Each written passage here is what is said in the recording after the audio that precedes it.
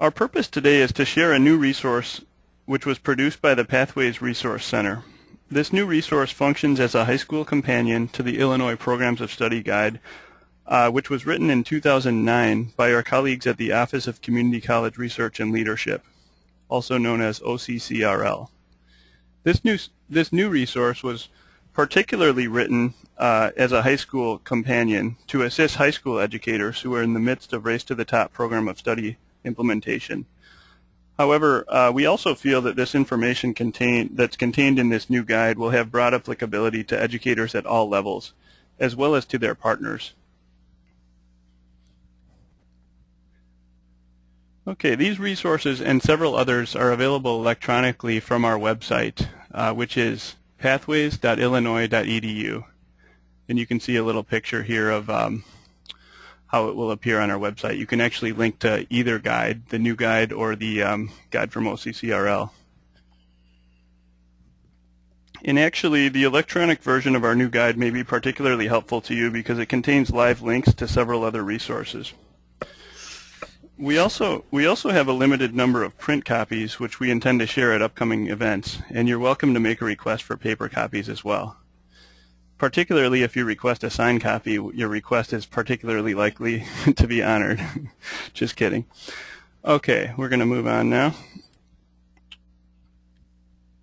In terms of context, there is a broader context within which this guide takes on meaning.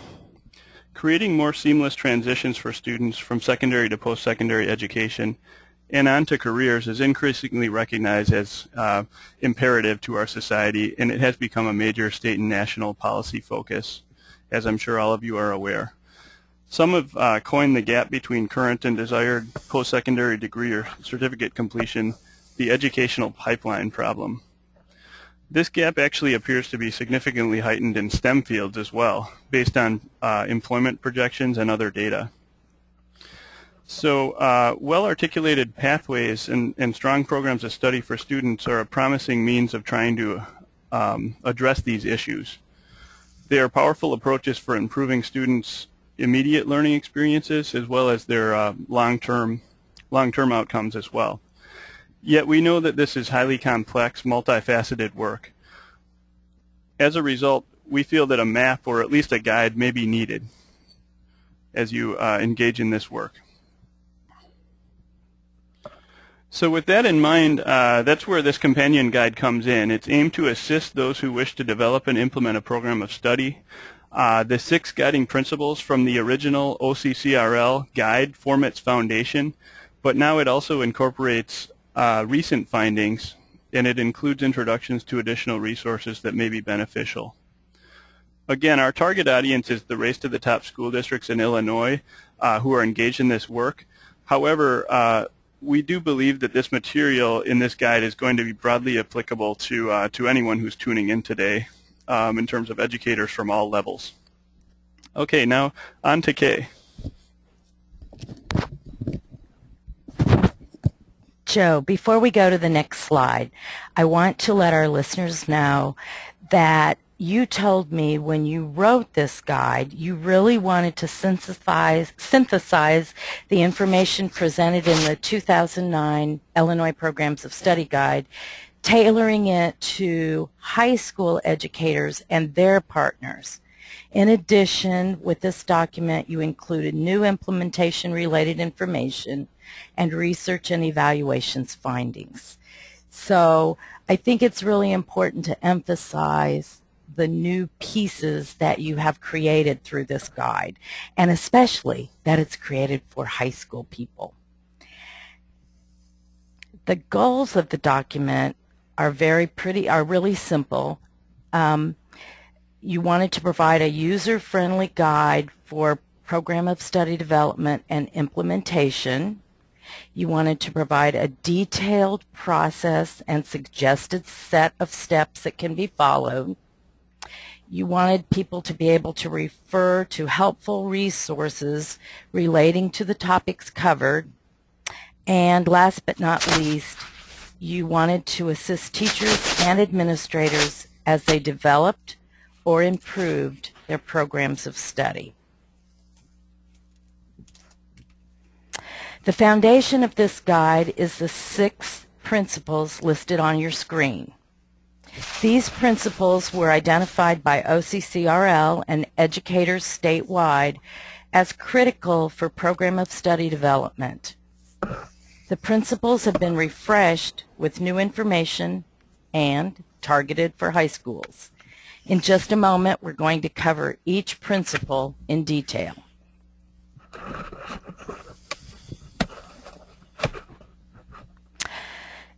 In the guide, each principle is explained in the following manner. A brief informational overview, followed by a listing of associated design elements. Interconnections with other materials and findings come next. And last, an in-practice vignette that showcases the principle in a real-life situation. So with that said, Joe, would you please explain guiding principle number 1? Absolutely. Thank you, Kay. Okay, so guiding principle 1, we believe, actually might be the most pivotal of all. By the way, if you're following along, we're now on page 12. Because of the inherent complexity of program of study development and implementation, leadership, and particularly shared or distributed leadership, is requisite. Ultimately, the success of these programs is predicated on the efforts and alignment of various individuals and systems. Both formal and informal leaders are essential. Moreover, in mature program of study sites, we're learning that leadership often comes even from outside the organization. For instance, an industry specialist might be able to provide up-to-date information regarding roles and specifically valued knowledge and skills within a particular area or sector. This information in turn could lead to important curricular refinements, making sure that the curriculum is up to date. I'd like to make a few key points here about guiding principle 1. First, leaders need to nurture a strong focus on learning across disciplines, which is often facilitated by ensuring the availability of regular cross-disciplinary planning time. As well, the school's course schedule matters.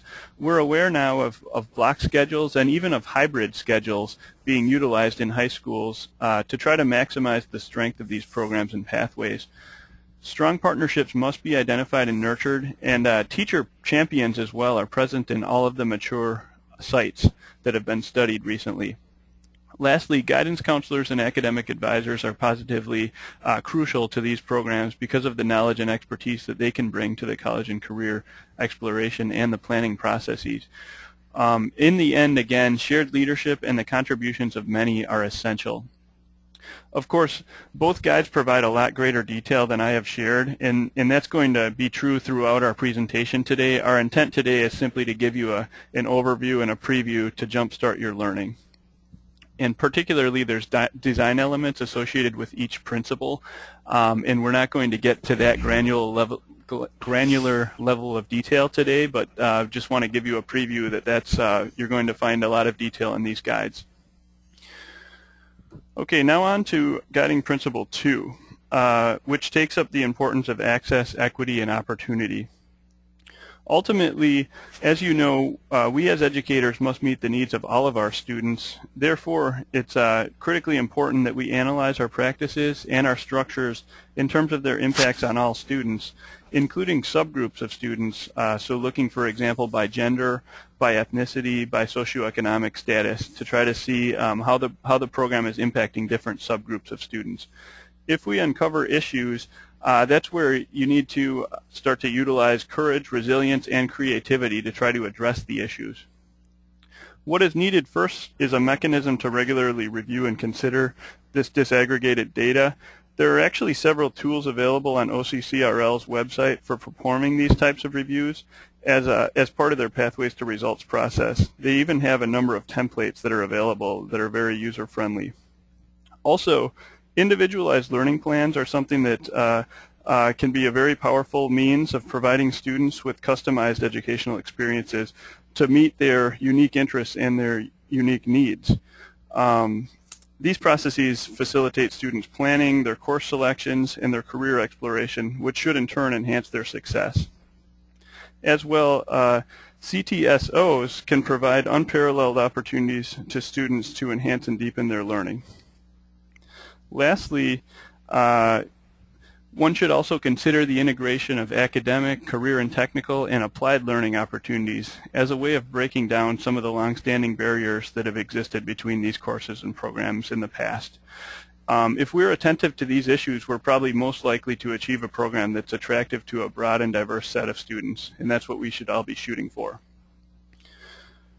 All right, now I'm going to move on to Principle 3.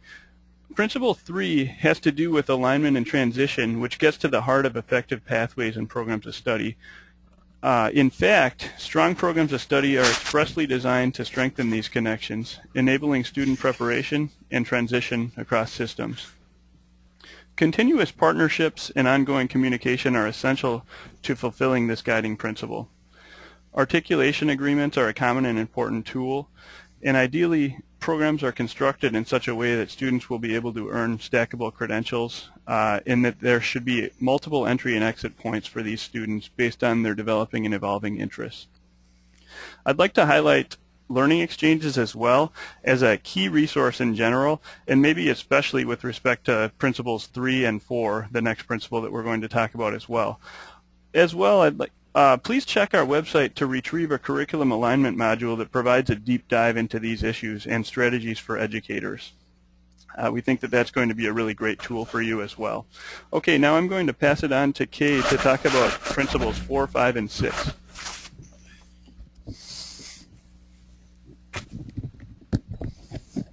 Principle 4 is enhanced curriculum and instruction. This principle is all about curriculum and instruction strategies and is one of the more detailed principles. 8 design elements are associated with this principle, and they can be found on page 24 of the new guide. I'm just going to highlight 3 of the principles that we feel are so critical as you are involved in your program of study development.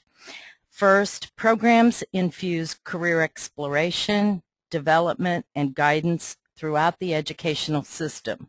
While this principle really addresses curriculum, these supports, the career exploration, development, and guidance, are the pieces that shore up the foundation for really strong curriculum. This is where you get your guidance, counselors, and others really involved. Secondly, programs strongly encourage dual credit opportunities in career and technical and academic courses to accelerate student learning and encourage transition to and success in college-level occupational programs. Here is where deep partnerships need to be formed between secondary high schools and community colleges to make those dual credit opportunities available.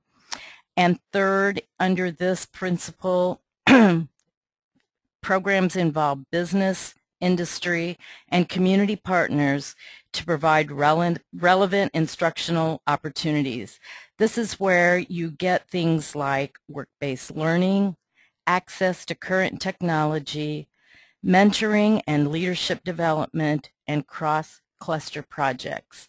Some of the strongest and most innovative things that we have seen across this state have come from strong partnerships with business, industry, and community partners. So be sure to include those people in your program of study development. And as Joe mentioned earlier, this is where learning exchanges can really provide support. As you're developing new curriculum to use in your schools, they are your support team. Principle number 5 is professional preparation and development. Professional development is the bridge between where educators are currently and where we want them to be. 7 key elements are outlined on page 27 of the guide. A few elements I want to highlight include professional development activities should be comprehensive, instruction focused in order to have an impact on classroom instruction, because as we all know, that is exactly what this whole process of programs of study is really focused on, is what are we doing different in the classroom to serve our students. In addition, local leaders need to conduct needs assessments prior to designing professional development and involve all the stakeholders and partners in collaborative planning. And last but not least, to emphasize in the professional development area, is professional development combines resources with other regions and organizations to maximize resources. In this world that we live in now, with limited resources and resources becoming more and more limited all the time, we must work together to be as smart as we can about providing our instructors the support they need to be great in the classroom, but we have to be collaborative as we work in that field. Especially make sure that you are getting your secondary and your post-secondary instructors together. Principle number 6. This is program improvement and accountability. Again, another really strong principle. To best ensure accountability and program improvement, a team or advisory committee is often necessary.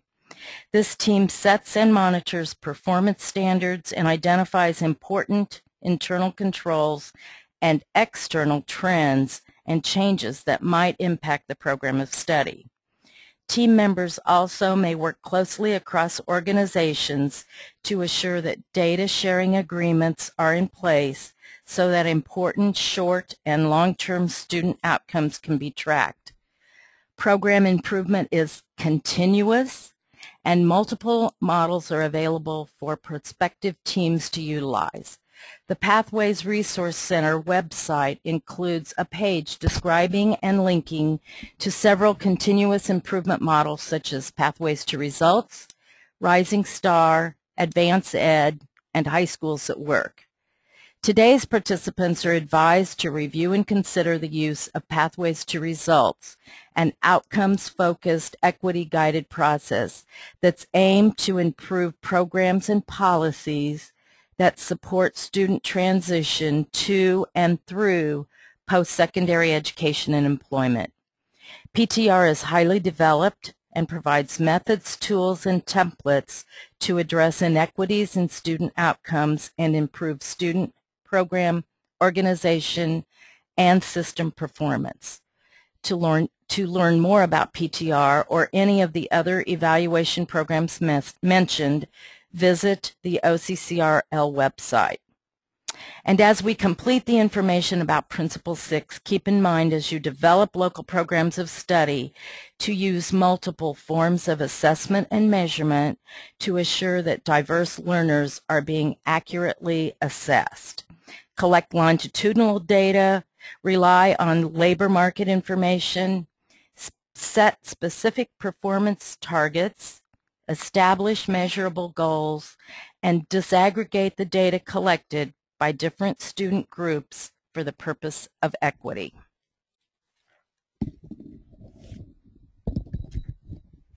Okay. So far we've presented guiding principles without addressing the order or the sequence in which different steps would be implemented as you're developing or improving a program of study. We recognize that program of study implementation is not always a fully linear process, but it still might be useful for planning to think in this way. So there is a part of our guide where we do actually present steps or phases that were presented by two excellent state guides from Wisconsin and Arizona respectively, providing, again, suggested steps or phases to the implementation process. And so now you can see Wisconsin's phases and Arizona's steps presented side by side. They're also presented on pages 32 and 33 of our guide. They're quite similar, and you were referred to the full guides, actually the Wisconsin and Arizona guides, which we have links to within our resource for more detailed information. You will find again, you'll find electronic links from our companion guide, and we'd encourage you to check those out. Now, just to remind you, we at the Pathways Resource Center are here to serve you. Our coaches are still on the ground providing support to the Race to the Top school districts. They also continue to encourage these districts to use the great resources provided by the learning exchanges. We continue to develop and release resources aimed to support implementation, such as this one that we're talking about today. And we very much encourage your feedback along the way, though, so that we can provide the best tailored assistance to you. We want to be the best support possible. This is a list of 3 upcoming events that we'll be putting on. We hope you choose to participate in 1, 2, or all of these. Actually, you can sign up at the link provided below, which is on our Pathways Resource Center website as well. And so we have a webinar coming up on June 5th, and then we have 2 workshops coming up on June 18th and June 19th. I'd like to just make you aware of these. And lastly, we really do appreciate your time this morning. We know that you're all busy people, and we appreciate you tuning in. We hope this provided a helpful overview of our new resource. We've been on the lookout for questions as we've been coming in, and we haven't seen any coming through. So we're going to assume that there are not questions at this time. However, you can contact us at our email addresses, or you can contact Pathways Resource Center directly. With any questions that you might have about the guide or about implementation. Again, we'd love to hear from you because it helps us to do our work better, and we also want to hear about what's going really well out there as well. So thank you again for your time, and this will conclude our webinar. Goodbye.